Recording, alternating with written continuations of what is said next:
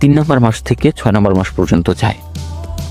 আপনি শুরু করতেন জানুয়ারি, ফেব্রুয়ারি, মার্চ পর্যন্ত, মার্চ থেকে এপ্রিল, মে, জুন পর্যন্ত যাতে আপনি এই ফান্ডেড অ্যাকাউন্টটা ট্রেড করবেন। এখন 2টা ফ্রেজ থাকে, যদি পাস করতে পারেন ইটস ওকে, আর যদি পাস না হয় তাহলে আপনার ব্রেক ইভেন বা লসে আছেন এইটা এক জায়গায় লিখবেন। তারপরে ওই ফান্ডেড অ্যাকাউন্ট যদি আপনি পাস করে ফেলেন বা আপনি যদি নষ্ট করে ফেলেন তাহলে সেটা আলাদা ব্যাপার।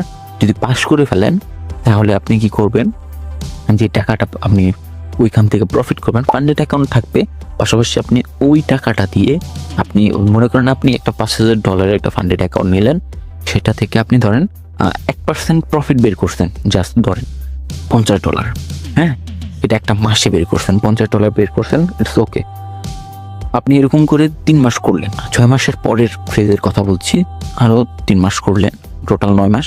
তো ওই ফ্রেজে আপনি দেখছেন যে আপনি যে প্রফিটটা করছেন সেটা আপনার 3 মাস পরে দেখলেন যে 150